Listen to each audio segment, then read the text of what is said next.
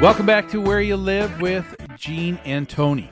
We're going to be talking next about a story in Florida. We mentioned it right before the break. Sometimes I think Florida just is really going overboard in making sure that every eventuality, every possibility, anything that might even be conceived as being unfair, they want to try and have an answer for everything in these state statutes. And it is overall, there is so much more law concerning homeowner associations in Florida than we see here in Minnesota.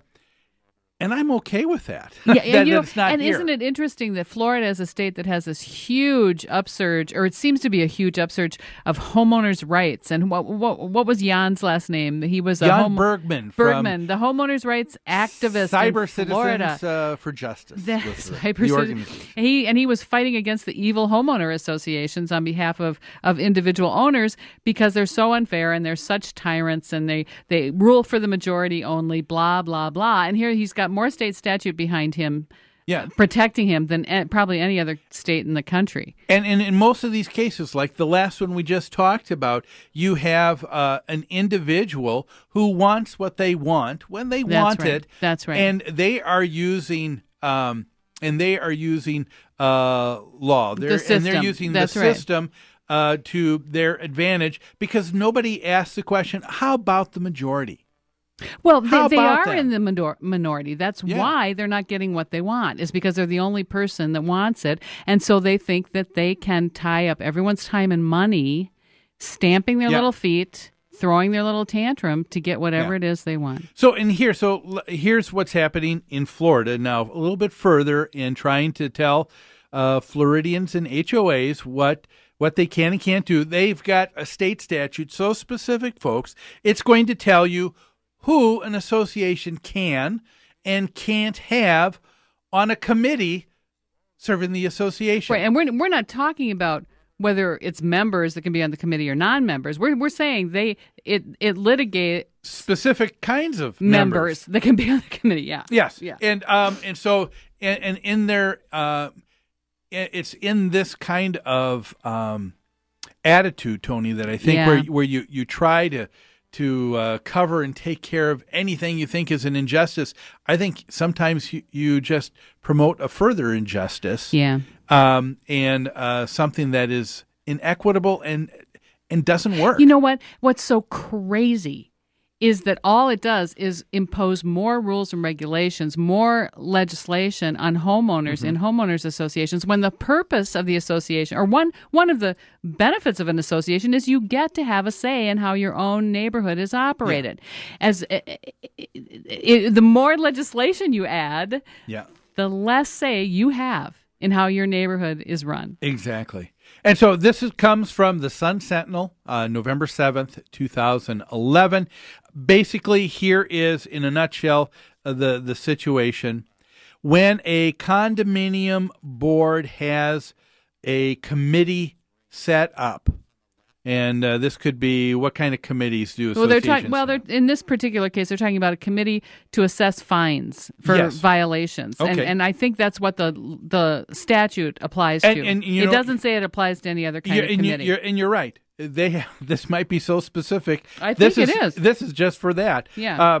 Good point. So here we have, if a association board says we're going to set up a committee of people who are going to serve as the fining committee, and I suppose they're the people that might help walk and police the grounds to look for violations. Oh, maybe, These would be people who would help in writing them up and make recommendations to the board and that type of thing.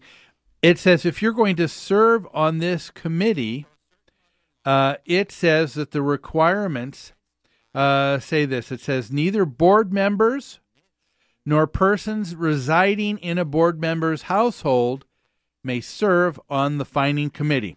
So anybody can be on the fining committee except someone who's on the board or someone who lives in a board's home. That's for condominium associations, it says. Then it has even more specific wording for a homeowners association, which I think in Florida means like a townhome association.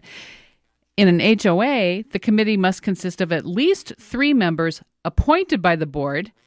That seems odd, doesn't it? Yeah. Who are not officers, directors, or employees of the association, or the spouse, parent, child, brother, or sister of an officer, director, or employee of the association. So that's even broader as to who is denied a or denied sitting on this committee. So tell me, what do you think about this? Well, here's what I think. I don't think it's necessarily a bad idea to say we don't want board members also serving on the fining or violations committee. And this is why. It made me think of Dan Greenstein's comment here probably a couple years ago now. I asked him, why is it that homeowners and associations are so suspicious and get so angry about the decisions their board makes? And he said he sees it in this way. It's a government issue. All 3 branches of what we're accustomed to in government reside in the board of directors in a homeowners association. They are the executives, they are the legislative branch, they pass rules and regulations, and they are the judicial branch. They make decisions, they interpret their rules and regulations and apply fines and write violation letters. So I thought this was a good idea to separate the judicial branch from the executive and legislative. So if it would work, if you can get enough people involved in your homeowners association that you could have non-board members serve on a fining committee, I think that would be great. Well, the part that I find troublesome is, why do we have to be so specific and go into so much detail to tell people how they ought to be, or things that would be considered common sense? Maybe because people don't think there is any common sense anymore. You put way too much weight to the thought, or value to the thought, that people have common sense. That's what I think. I'm going to be an optimist for the rest of my life, and I'm going to continue to believe that. All right. The writer of this article did bring up, I thought, an interesting comparison. He said, here's why some of this is here. He said that he used the example of selecting jurors for a trial. Yeah. And he said there's a process. He said there was a term called voir dire. Have you heard of that before? Voir dire. Voir dire? Yeah, I have. I think that's it. And that's the jury selection process. Yes, and that's basically to say something true, what is objectively honest and subjectively honest. And I think that's interesting. Objectively and subjectively honest. Yeah. So, and you're right. Our entire judicial system rests on the fact that we are people of reason, and that we are going to be honest if we promise to be honest. But I think we have to rely on that. But I think a law like this takes out the idea of stating that anybody can be subjectively honest, because they want to say we're just going to determine for you, instead of allowing someone to just claim. And because we're telling you that a board member cannot be subjectively honest if they serve on a fining committee, nor can the board member's mother, brother, sister, child, or in-laws. Now, of course, if you took this to the nth degree and you had an association and the only people on the committees were people that were family members and friends, and those were the only people used as vendors at the property, there is a conflict of interest. Sure. There's no doubt about that. Sure. But that negates the idea that people can know that there's a possible conflict of interest. Sure. The person who has the conflict removes themselves, and the rest say, even though we know that this is a potential, we're okay with it. That's saying you're adults. You can make up your own mind of how things are. It is really patronizing, this type of legislation. That's the part that I don't like. Yeah, it's telling these members that you're not smart enough nor adult enough to take care of yourselves in this situation. I like the idea of a fining committee or violations committee that's made up of volunteer members that are not already on the board. What I don't like is the state legislating that it has to be that way. Yeah. I think a homeowners association should be able to make those choices and make those distinctions for themselves. And and just like we talked about, there are people that learn how to work the system, work the process. That's right. And so what they do is and that's why I think common sense goes out the window, because everyone will say, well, that's not exactly what was written. And it's okay. Well, to be fair, now we're going to, you know what I mean? And common sense just seems to go out the window.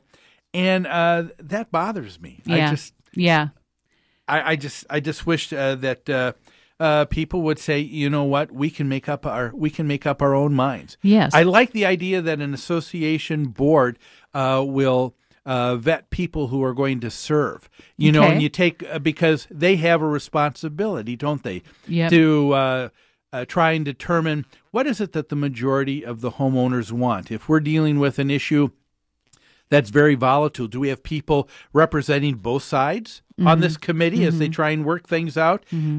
You want to think those things through, and I think that was this guy's point when he talked about using the juror selection process. Right.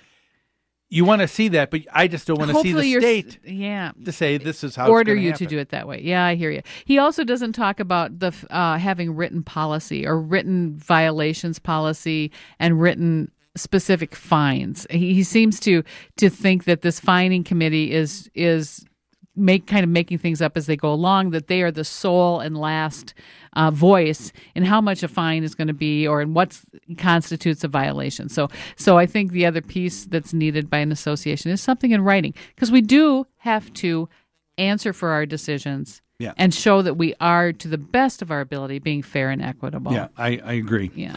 Well, it's time for us to take another break. When we come back, we've got other stories. We're going to be talking about the Oregon Supreme Court. They made a little footnote that's causing a big upwave, and with folks living in homeowner associations there.